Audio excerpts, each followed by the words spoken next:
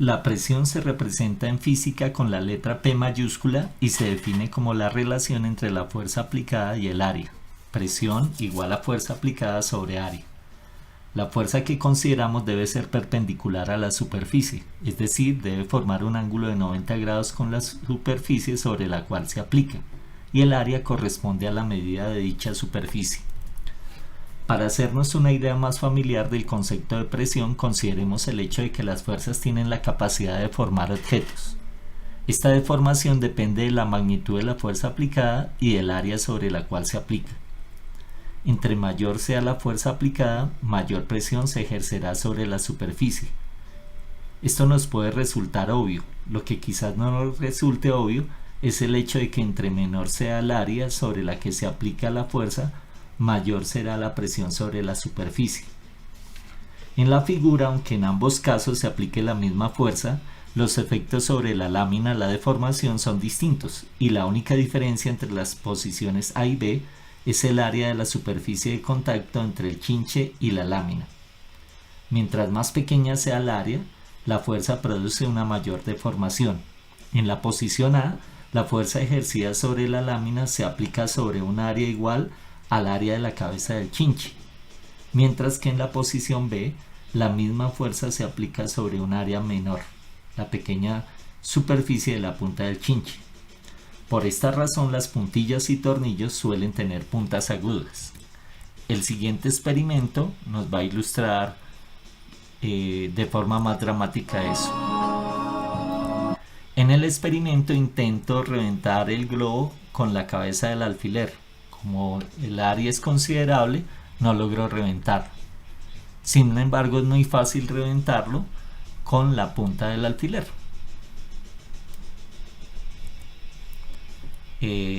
Esta pregunta vale la pena hacérsela.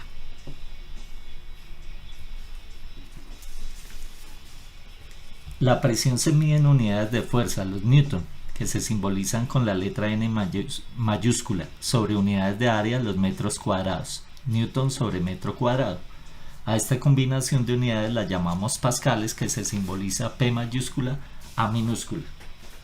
Esta unidad es muy pequeña y comúnmente se utilizan los kilopascales, kPa. Un kilopascal es igual a 1000 pascales, es decir, a 1000 newton por metro cuadrado. Estas son las unidades que se emplean a nivel científico. En otros entornos y usos se emplean otras unidades como PSI, que significa libra de fuerza por pulgada cuadrada. Es una abreviatura en inglés. Es una unidad de presión perteneciente al sistema inglés de unidades. Esta medida la encontramos en las llantas de los vehículos, indicándonos la presión a la que deben estar las llantas para soportar adecuadamente la estructura del vehículo. Bar equivale a 1.000.000 de dinas por centímetro cuadrado.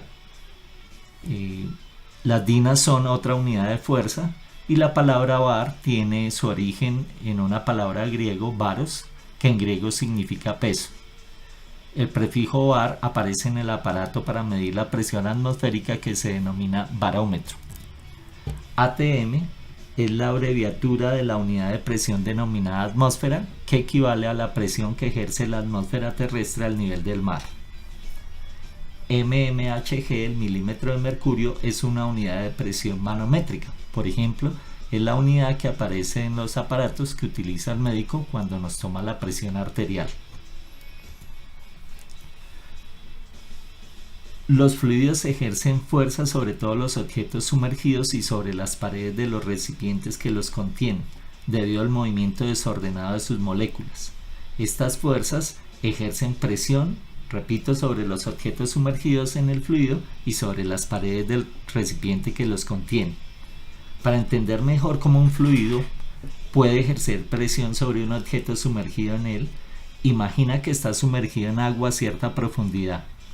El agua sobre ti te empujaría hacia abajo debido a la fuerza de la gravedad, el peso, y entonces ejercería una presión sobre ti. Si te sumerges más, habrá más agua sobre ti, así que el peso y la presión del agua también aumentarán. También ocurre lo mismo con los gases. Por ejemplo, el peso del aire en nuestra atmósfera es sustancial y nos encontramos casi al fondo de ella. La presión que ejerce el peso de la atmósfera sobre tu cuerpo es sorprendentemente grande.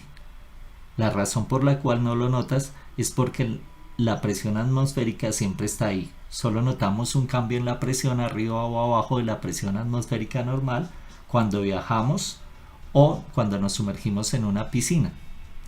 Esta presión tan grande no nos hace daño porque nuestro cuerpo es capaz de ejercer una fuerza hacia afuera que balancea la presión del aire dirigida hacia adentro. El siguiente experimento nos muestra algo en relación con eso.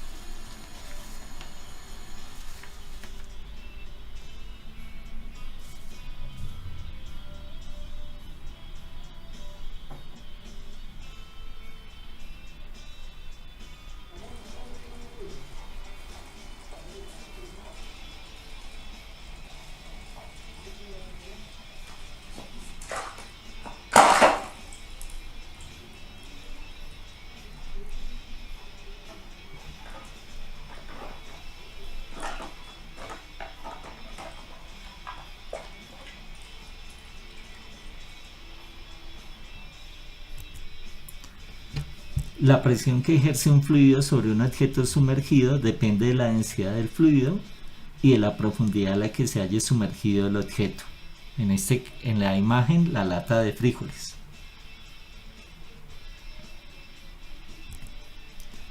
Ahora bien, el fluido, en este caso el agua, ejerce fuerza sobre todas las partes de la lata, no solamente sobre la tapa superior de la lata.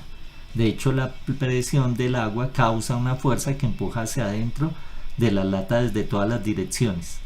El efecto neto de la presión del agua no es forzar la lata hacia abajo. La presión del agua trata de aplastar la lata desde todas las direcciones, como se ve en la figura. Podemos observar que la parte inferior de la lata está un poco más abajo en el fluido que la parte superior, y dado que la presión se hace más grande a mayor profundidad, la presión dirigida hacia arriba sobre la parte inferior de la lata será un poco más grande que la presión hacia abajo en la parte superior de la lata. Esto significa que el efecto neto de la presión debida al agua es aplastar la lata y ejercer una fuerza neta hacia arriba sobre ella. Esta fuerza neta hacia arriba debido a la diferencia de presiones es la razón por la que hay una fuerza de empuje sobre los objetos sumergidos en un fluido. Finalmente tenemos una diferenciación entre la presión absoluta y la presión manométrica.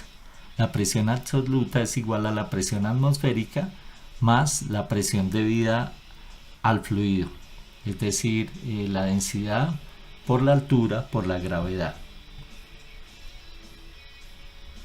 Y quiero rematar diciendo que aunque en los gases no se cumplen exactamente las mismas reglas que en los líquidos, sí se sigue manteniendo que a mayor altura, a mayor profundidad, mayor presión. Por eso entre más alto estemos sobre la superficie del mar, menor presión vamos a experimentar. La gráfica nos muestra eso.